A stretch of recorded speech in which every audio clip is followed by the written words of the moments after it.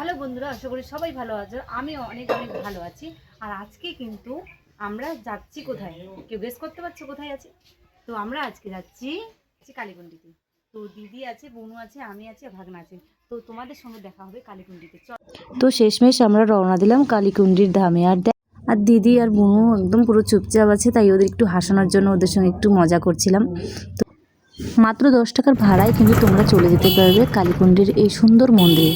আর যাওয়ার সময় তো এরকম সুন্দর দৃশ্য আছেই। তো ফাইনালি আমরা এখন কালীকুণ্ডিতে চলে এসেছি। চলো। সত্যি এত সুন্দর মন্দিরটা যে তোমরা এখানে না আসলে কিন্তু বুঝতে পারবে না। প্রথমে রাধাকৃষ্ণ মন্দির আমরা চলে গেছিলাম।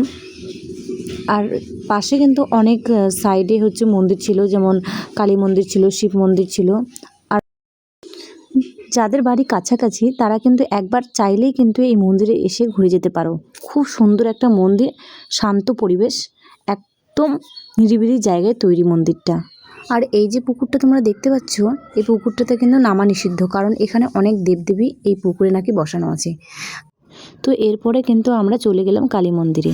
আর মন্দিরটা এত সুন্দর কি বলবো, জাস্ট অসাধারণ। আর এই মন্দিরটি কিন্তু পুরো একটা আর্টিফিশিয়াল পদ্ম ফুলের মধ্যে বসানো আছে।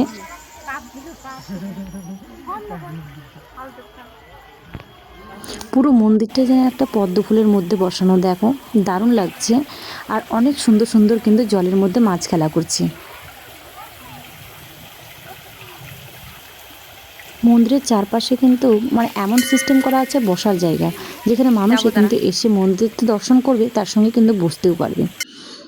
আর এটা হচ্ছে শিব মন্দির পাশেই অবস্থিত, কালী মন্দিরের পাশেই কিন্তু অবস্থিত শিব মন্দির। খুব সুন্দর একটা মন্দির। এটা দিনের বেলায় খোলা থাকে, কিন্তু এখন রাত হয়েছে বলে তালা মেরে দিয়েছে। তো এখানেও আমরা গেলাম, ঠাকুরকে প্রণাম করলাম। আর এই মন্দিরটা কিন্তু পুরো একটা রাউন্ডের মধ্যে করা আছে। আর আমরা কিন্তু পুকুরের এই পাড়ে ছিলাম, তো আমরা এখন ওই পাড়ে যাব। আর এই মন্দিরে কিন্তু আরতি দেওয়ার টাইম কিন্তু হচ্ছে 7:30, রাত 7:30।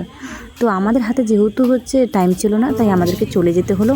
তো আজকের মতো ভিডিওটা কিন্তু এখানেই শেষ করলাম। দেখা হবে নেক্সট ভিডিওতে।